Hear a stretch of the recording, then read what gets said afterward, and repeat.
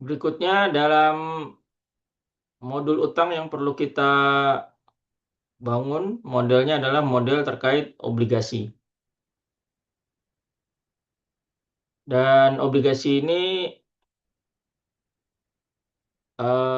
surat hutang yang dimana setiap periode dia membayar bunga kepada pemegang obligasi. Nah, di sini jadi sangat lazim sekali perusahaan itu memiliki bauran utang yang dari kredit perbankan mungkin, atau dari sukuk, atau dari obligasi, atau dari instrumen pasar uang jangka pendek. Nah, itu sangat lazim perusahaan memanfaatkan beragam instrumen keuangan untuk pembiayaan utangnya ini. Nah, ini sama seperti sebelumnya, kita akan menggunakan format ini. Hanya saja di sini kita nanti akan eh, menggunakan,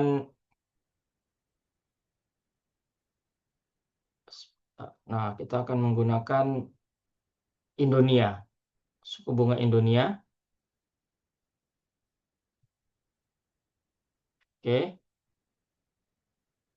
kita lihat saldo awal untuk eh, obligasi ini kita bisa ambil dari posisi laporan keuangan di bagian utang. Saldo terakhir utang di sini ada banyak jenisnya. Kita lihat yang obligasi bunga mengambang. Nah, ini saldo akhirnya ada di 10 miliar.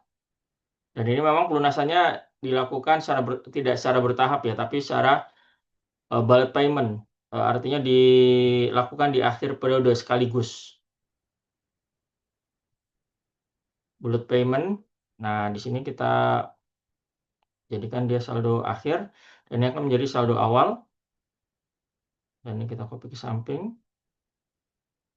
Dan karena ini tidak ada penerbitan, maka seluruhnya pelunasan. Dan pelunasannya dilakukan di tahun 2030. Dan kita ambil data dari asumsi dan input. Nah, yang ini ya. Nah, ini kita ambil dan ini kita copy ke samping. Nah, kurang lebih seperti ini.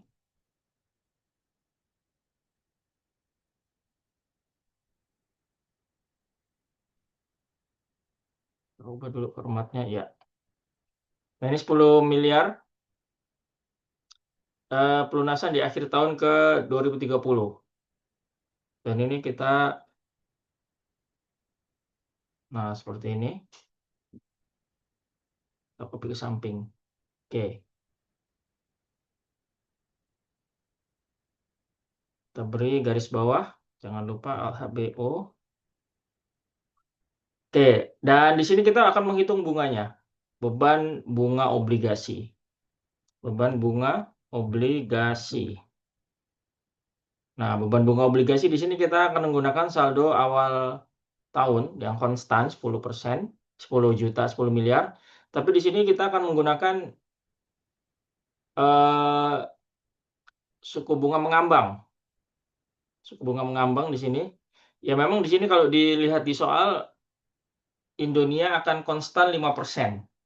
Tapi kalau memang klien kita ini merasa itu tidak masuk akal, tidak mencerminkan kondisi yang masuk akal, ya mungkin bisa dibuat tingkat bunga Indonianya per tahun. Tahun 2026 mungkin 5%, 2027 mungkin menurun, 2028 menurunnya itu bisa saja dibuat. Bisa saja dibuat, kita bisa masukkan itu di asumsi dan input.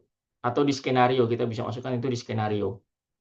Jadi nanti akan ada beberapa suku bunga untuk Indonesia, kondisi dasar, pesimis, krisis, atau optimis. Bisa saja kita masukkan di situ.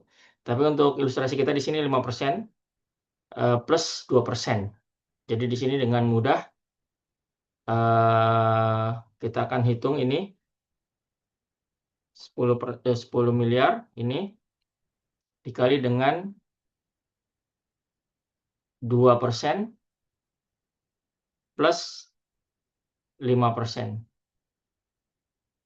Nah, ini kita buat absolut yang ini.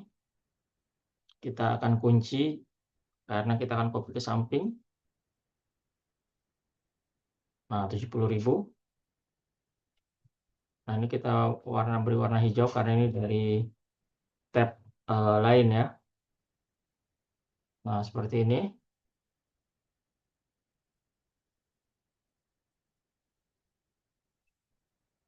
Oke, kalau kita lihat di sini, di tahun ke 2030 kita masih pembayar bunga. Karena memang pembayaran bunga itu dilakukan berdasarkan saldo di awal tahun. Artinya di awal tahun memang belum lunas. Pelunasan dilakukan di akhir tahun. Kita asumsikan di akhir tahun. Sehingga di sini kita masih membayar bunga 700.000. Nah, ini kita bisa, kalau kita lihat di sini, ini bisa langsung kita tambahkan ya. 2% tambah 5%. Walaupun di sini ada kata-kata Indonesia, ada format teks, tapi ini kalau kita total bisa. Ini kalau kita total bisa, seperti sudah saya jelaskan sebelumnya, dia 7%. Karena memang dia formatnya kalau terlihat di formula bar ini dia formatnya persen, jadi tidak muncul format teks Indonesia tidak muncul, sesuai dengan yang tadi sudah kita jelaskan sebelumnya. Nah, ini manfaatnya kita memformat yang di sini ya, nah kan kita memanfaatkan yang ini. Jadi kita tetap bisa menjumlah walaupun di sini ada format teks. Nah, itu beban bunga obligasi. Nah, ini bisa kita rubah apakah terjadi pergerakan. Kita rubah di sini misalkan Indonianya turun misalkan 4% gitu ya. Di sini 4%. Nah, di sini akan jadi 600.000 yang tadi, yang awalnya 700.000 jadi sekarang 600.000. Atau kita rubah di sini 0%, ya dia tinggal 200.000. Nah, ini bisa, kalau memang tidak realistis, tadi sudah sebutkan, kalau tingkat Indonesia tidak realistis, maka bisa dibuat di skenario sini. Jadi nanti setiap perubahan skenario ini berubah, maka otomatis ini juga berubah. Nah, itu kurang lebih. Ini saya kembalikan lagi ke 5%. Nah, seperti ini 5%. Nah, tidak terlalu sulit. Nanti untuk memasukkan di laporan keuangan kita nanti di bagian akhir saja waktu kita selesai membangun seluruh modul utang ini.